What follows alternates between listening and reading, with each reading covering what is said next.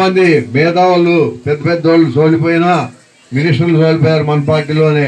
చాలా మంది సోలిపోయినా కూడా మన కర్నూలు పార్లమెంట్లో ఒక ఎమ్మెల్యేగా మంత్రాల నియోజకవర్గం నుంచి నా నియోజక ప్రజలు ఎప్పుడు మా ఎమ్మెల్యే ఓడిపోకూడదని ఆలోచనతో జరిగింది.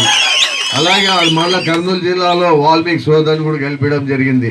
అంటే మన నియోజకవర్గ ప్రజలకి ఎంత అభిమానం ప్రేమ ఉందో నాకు తెలుసు. ఎందుకంటే మీకు ఎప్పుడు మేము అండగా ఉండే ఆలోచన మాలో ఉంది కాబట్టి మీరు మా వెనుకుండి నన్ను ముందుకు నడిపిస్తున్నారు. నిజంగా చెప్పాలంటే మన పార్టీ ఏం సోలిపోలేదు. మనకు 40% వచ్చింది. కానీ దాని కూటమి వాళ్ళు మోసం చేసి మన పార్టీని అనగదొక్కడం జరిగింది. అయితే అయినా కూడా ఈరోజు మన పార్టీలో ఎవరు సోలిపోలేదు, అందరు గెలిచినట్లని ఈ సభాముఖంగా మీ అందరికి తెలియజేస్తున్నా. జగన్మోహన్ రెడ్డి నేను కలిసినప్పుడు ఏం చెప్పాడు, అన్నా ఏం మన పరిస్థితి ఇలా జరిగిపోయిందని మనం అడిగితే ఆయన ఇంకా పథకాల గురించి మర్చిపోలేడు. ఆయన ఒకటే చెప్తాడు, నేను మళ్ళా గెలిచింటే అన్నా 5 పథకాలు రెడీగా ఉన్నాయంటున్నాడు. నేను పోతే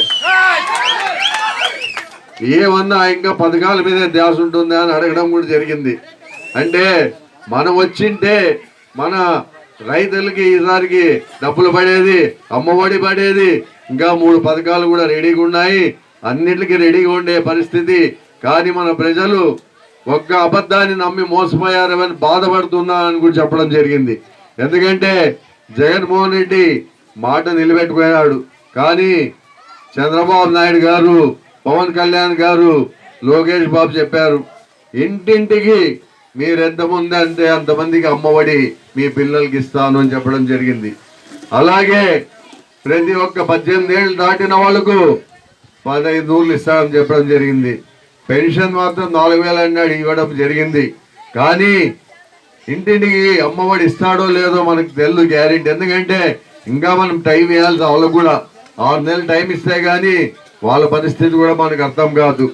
ఎందుకంటే ఈరోజు ఏదో మనం మాట్లాడిపోయినాక వాళ్ళు ఇచ్చినందుకో ఆ రోజు ఎమ్మెల్యే మాట్లాడే దాని వల్ల విమర్శించే పరిస్థితి కూడా ఉంటుంది. కాబట్టి తప్పకుండా వాళ్ళు మాట ఇచ్చిన ప్రకారం జగన్మోహన్ రెడ్డి లాగా మాట నిలబెట్టుకుంటారనే నమ్మకం వాళ్ళు పెట్టుకుంటారో లేదో నాకు తెలియదని సభాముఖంగా తెలియజేస్తున్నాను. ఎన్నో చెప్పారు, ఎన్నో దౌర్జన్యాలు చేశారు. 5 సంవత్సరాలు మనము ముఖ్యమంత్రిగా జగన్మోహన్ రెడ్డి ఉన్నప్పుడు ఆయన ఒకటే చెప్పాడు, ఎక్కడ గలాట్లు చేయకండి, దయచేసి మనం అందరు కలిసిమెలిసి ఉండాలి అని చెప్పడం జరిగింది. కానీ ఈరోజు ఎక్కడ చూస్తే గలాట్లు జరగడం జరుగుతుంది.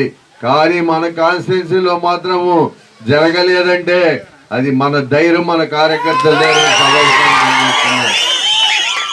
ఎందుకు మన మీద వాళ్ళకి ఎదుర్కొనే శక్తి వాళ్ళు లేదు. మనము వాళ్ళని ఎదుర్కోగల శక్తి మనకి ఇచ్చినా మనం దాన్ని వాడుకోవడం లేదు. ఎందుకంటే మంచితనంగా పోవాలి, ప్రతి ఒక్కరు బాగుండాలని కోరుకునే మన పార్టీ కాబట్టి వాళ్ళలాగా ఈరోజు వస్తే మిడ్ డే మీల్స్ పెరుగు అధికారులు బెదిరిస్తున్నారు. అధికారుల్ని అలాగే ఫీల్డ్ అసిస్టెంట్ అంటున్నాడు. ప్రతి ఒక్కటి వాళ్ళ చేతుల్లో ఏం లేదు. ఫీల్డ్ అసిస్టెంట్లకు చెప్తున్నా, మన లైసెన్స్ ఉన్నా మన రేషన్ వాళ్ళు కూడా చెప్తున్నా, మిడ్ డే మీల్స్ వాళ్ళకి కూడా చెప్తున్నా, ఎవరు భయపడవద్దండి. ఎందుకో కొంతమంది మన వాళ్ళ ఊరికి ఇచ్చేశారు, ఇవ్వాల్సిన అవసరం కూడా లేదు. అలాగే మన డీలర్లు కూడా, పర్మనెంట్ డీలర్లు ఎవరు భయపడాల్సిన పని లేదు. తప్పకుండా మీరు గట్టిగా ఉండండి. ఏదో ఇన్ఛార్జ్ అంటే సరే, ఏ ప్రభుత్వం వచ్చినా రేపు మన ప్రభుత్వం వచ్చినా ఇన్ఛార్జ్గా మనం తీసుకుంటాం. దాని గురించి ఆలోచన చేయాల్సిన పని లేదు. అది తెలుసుకోకుండా వాళ్ళు మూర్ఖంగా చేస్తున్నారు.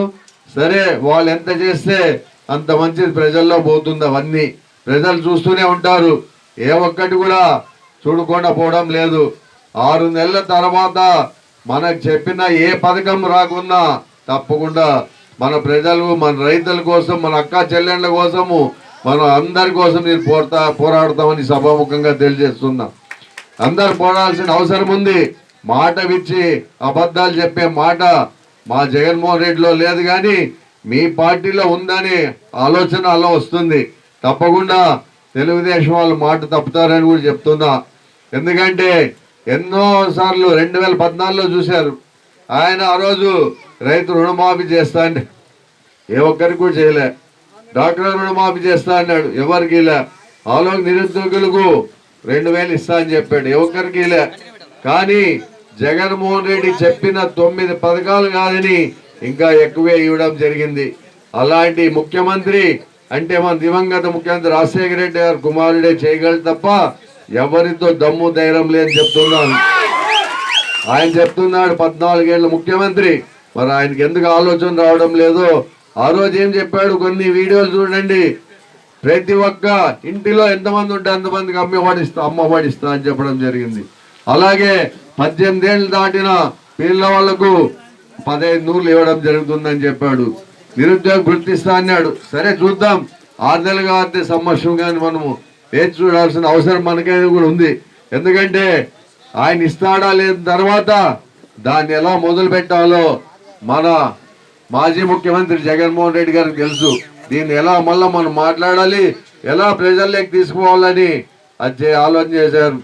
ఇదే ముచ్చమరిలో ఆ రోజు చెప్పాడు పవన్ కళ్యాణ్, ఇలాంటి ఎన్నో హత్యలు రేపులు జరుగుతున్నాయని.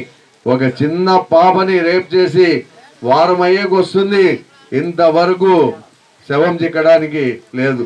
అంటే మన మీ ప్రభుత్వం ఏం చేస్తుందో మాకే అర్థం కావడం లేదు.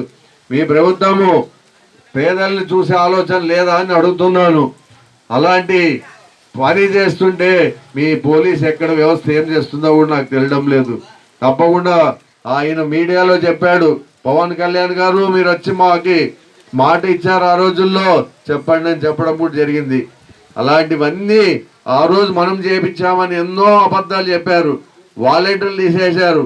32,000 మందిని ఎక్కడికో పంపించారు మహిళలని చెప్పాడు, జరగడం జరిగింది. మరి ఈరోజు నువ్వు వాలంటీర్లు చెప్పిన మాటను నువ్వు నీ డిపార్ట్మెంటు ఇంకోట పెట్టుకొని ఎక్కడ వాళ్ళు 32,000 మంది పోయారు వాళ్ళు తీసుకొస్తే నిజంగా మేము కూడా సంతోషించి నీకు ఘనస్వాగతం పలుకుతాను సభాముఖంగా తెలియజేస్తున్నాం. వాలంటీర్కి అలాంటి ఆలోచన లేదు మా వాలంటీర్లకు. మీరు వాలంటీర్ వ్యవస్థను కూడా తీసేశారు. ఏ ఒక్కటి మాట నిలబెట్టుకుంటారో మాకు తెలియదు. కానీ ఒక పవన్ కళ్యాణ్కి మళ్ళా లోకేష్ బాబుకే పడుతుందని సభాముఖంగా తెలియజేస్తున్నా. ఆగుదు, పవన్ కళ్యాణ్ కూడా మొండివాడే, లోకేష్ కూడా ఇప్పుడు యువకుడు కూడా ఆయన మొండివాడు. ఇద్దరికి మళ్ళా తమాషా చూద్దాం మనం అందరూ. ఎందుకంటే వాళ్ళ తమాషా చూడడానికే భగవంతుడు మన ప్రతిపక్షంలో కూర్చోబెట్టాడే మనం ఆలోచన చేస్తున్నాం. మనం 10 సంవత్సరాలు ప్రతిపక్షం చూసాం. ఈ 5 సంవత్సరాలే మనకి పెద్ద గొప్ప కాదు, ఇది త్వరలోనే మనము చేస్తాం. అదిగాక ఈసారి జగన్మోహన్ రెడ్డి చెప్పడం జరిగింది, మేము కూడా అన్నా ఈసారి నువ్వు కార్యకర్తలు నాయకులు మాత్రం ఇది చేయకపోతే ఎట్టి పరిస్థితుల్లో మన ప్రభుత్వం వచ్చినా మేము నీ వెనుకుంటే పరిస్థితి లేదని సభాముఖంగా చెప్పొచ్చాను. ఎందుకంటే కార్యకర్తల నాయకులు ఎన్ని ఇబ్బందులు పడ్డారో మాకు తెలుసు. మీరు ఊరికే పథకాలు వచ్చి సుచ్చెత్తితే ప్రజలు అకౌంట్లో పడ్డం జరిగింది తప్ప మీరు న్యాయమే చేశారు. కానీ కార్యకర్తలు న్యాయం జరగలేదని కూడా చెప్పడం జరిగింది. ఆయన కూడా అన్నాడు, నేనేదో కొంత పొరపాటు చేసినట్లున్నాను, తప్పకుండా ఈసారి వస్తే మన ప్రభుత్వం వస్తుంది, ఈసారి చేయాలనే ఆలోచన ఉందన్న పొరపాటున మన ప్రభుత్వం రాలేదు, నేను చేయలేకపోయాను. తప్పకుండా రేపు వచ్చే మన ప్రభుత్వం గ్యారెంటీ మళ్ళా అధికారంలోకి వస్తాము. తప్పకుండా ఆ రోజు కార్యకర్తల నాయకులు తప్పకుండా వాళ్ళకి ఏం న్యాయం చేయాలో చేస్తారని కూడా చెప్పడం జరిగింది. మనం ఎప్పుడు ఆలోచన చేసే ఆలోచన మనలో ఎవరికి లేదు. మన కార్యకర్తలు ఎవరు పార్టీలు మారుతారని చెప్తున్నారు, నేను మారుతానంట. మీరందరూ నాకు ఉన్నంత నేను మారాల్సిన అవసరమే ఉందని చెప్తున్నాను. నాకు ఏదన్నా మారాలి చేయాలన్నా మిమ్మల్ని కాదని మారి నేను పోయి పార్టీలో చేరే ప్రసక్తి లేదు. ఎవరు వాళ్ళు ఎందుకు ఇప్పుడు మనం పిలుచుకోవాలని ఆలోచన ఉంటుందో ఆ తెలుగుదేశం వాళ్ళకి ఎందుకు బూగులు పుడుతుందో నాకు తెలియదు. బీజేపీ పోతాడు, తెలుగుదేశం పోతాడు, బీజేపీ పోతాడు, తెలియదు. ఏం పోవాల్సిన అవసరం ఏముంది? వాళ్ళకే మెజార్టీ ఉంది పాపం. మనల్ని పిలుచుకోవాల్సిన అవసరం వాళ్ళకేం లేదు. కానీ వాళ్ళ బుగులకి అట్లే చెప్పండి, మీరు కూడా పోతాడేమో అని చెప్పండి. ఆ భయం కన్నా కొంతవరకు కన్నా కంట్రోల్ అవుతారని చెప్తున్నా. వాళ్ళు ఏదో చెప్పుకుంటున్నారు, మనము మీరెందుకు ములికి పడుతున్నారు మన వాళ్ళు కూడా చెప్తున్నారు. దయచేసి మిమ్మల్ని కాదని, నా కార్యకర్తలు, నా నాయకులు, నా దేవుళ్ళు కాదని నేను ఎవరు ఏ పార్టీ మాట్లాడుతున్నాను. మిమ్మల్ని మీతో మాట్లాడిన తర్వాతనే ఏదన్నా పోవాలనుకుంటే పోతాను తప్ప